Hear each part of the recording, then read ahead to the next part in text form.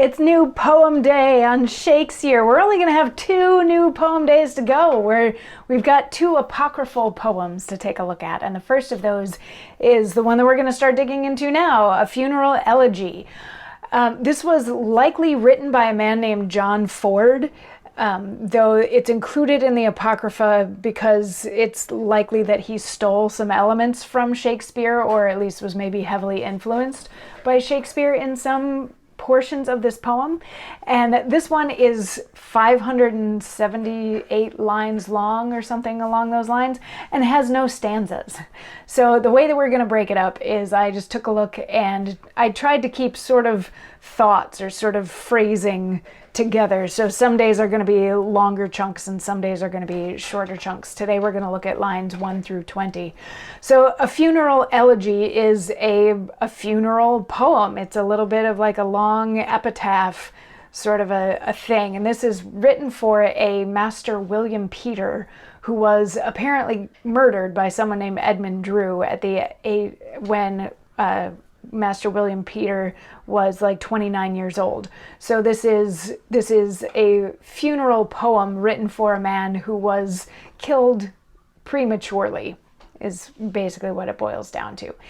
And lines 1 through 20, let's kick it off. A Funeral Elegy goes: Since time in his predestinated end bridged the circuit of his hopeful days, while both his youth and virtue did intend the good endeavors of deserving praise, what memorable monument can last whereon to build his never blemished name, but his own worth, wherein his life was graced, sith as that he ever maintained the same.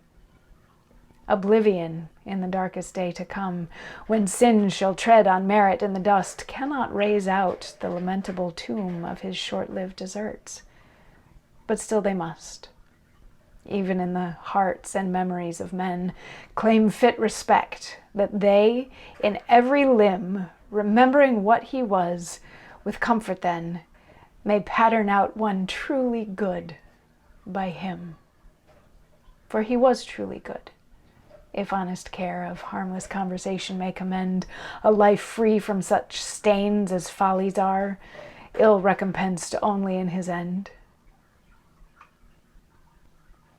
So this is starting out with the niceties, is what it boils down to. It's saying he was killed way too young. He should have been around a lot longer, and he was a good person. So how can we celebrate him, celebrate his passing? What sort of monument can we build to remember him by, other than just his own worth? And he was very aware of his own worth, and he used it to try to be a very good person. You know, these lines, the end of these lines are like, anybody looking around that wants an example of what a good person is, they can look at him and his deeds. And really the only bad thing that happened was he died too young.